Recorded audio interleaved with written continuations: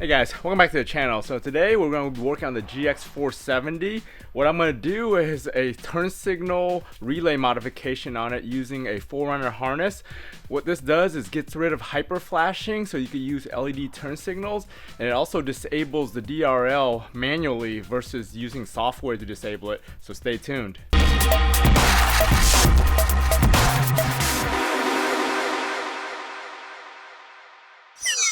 This modification has been around for a while, and I found it on some of the forums, which is a very common relay on Toyotas, except on the 4Runners and the GX470 it uses a 12 pin, so we have to get this adapted. This relay harness is a very common item right here. It's like $15. It was designed for the 4Runner, but you could use it on the GX470.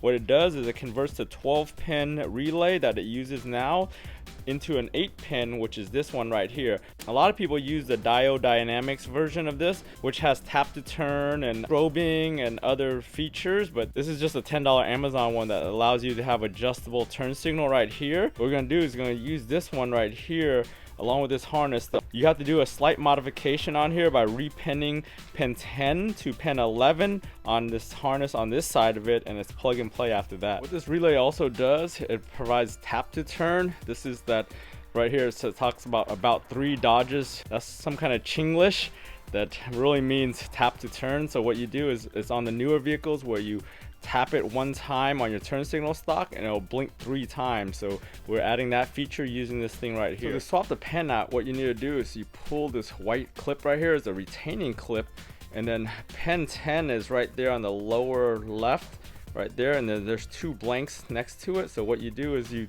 remove that pin right there and then move it over 1 pin from 10 to 11, and that makes it compatible with the GX470, and it'll work plug and play once we do that.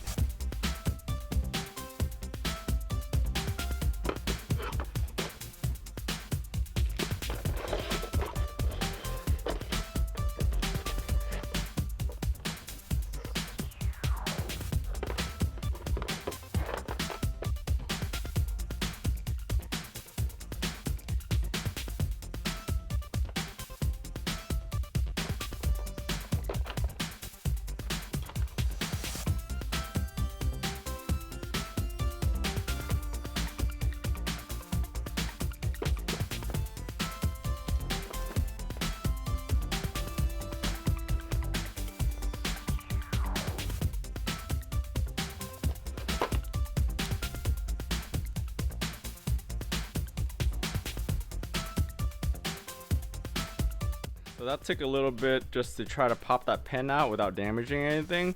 But what we did was we went ahead, released that thing, pushed it back with a pair of pliers, and was able to get it out, and then pushed into the new slot, and then closed the pins back together to tighten it up.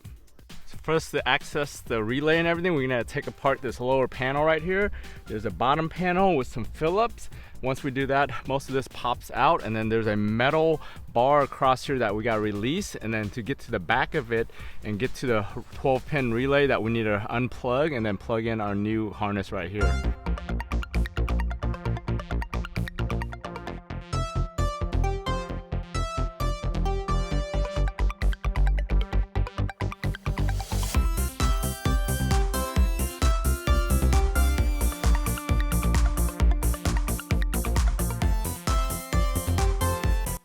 Alright, once we unbolt everything, you saw pretty much everything came out with a bunch of 10 millimeters right here and a few nuts. We were able to drop this panel, drop that metal covering right there, unplug all the stinking buttons on this side. I didn't realize there were 6 switches, all of which are filled on this version of the car. And we also have a few over there that we had to unplug, along with the TPMS wire, the other button right there, the second start button, and then the climate control sensor right there. So all that's disconnected along with this wire right here, which was the light on the under panel. So once we get that, we unbolt the fuse panel and we drop it, and on top of the fuse panel, you kind of see it right here, is the black box. That's your turn signal relay. That's the 12 pin one for this car. So we'll go ahead and just unplug that thing. There's a plug right there in the back, and then plug that into the new one, and that pretty much does the swap. You can leave this box here, and then the other one with the harness, you could kind of pull it off to the side and have access to it in case you want to adjust the speed of the blinking. on this version of the relay that we got.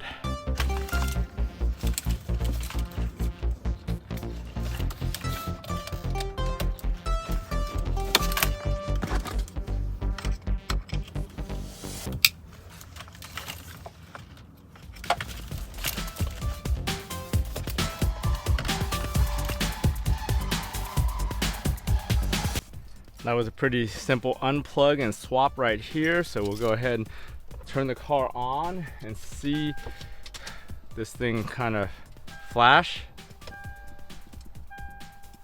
So right now it's on the slowest.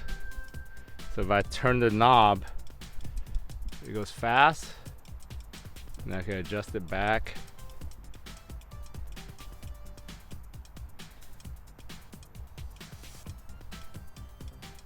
So right there, that's pretty fast right there. So I'm gonna slow it down a little. So I think that's pretty good right there as far as the flash speed. So we'll test the tap to turn. So you wanna tap it.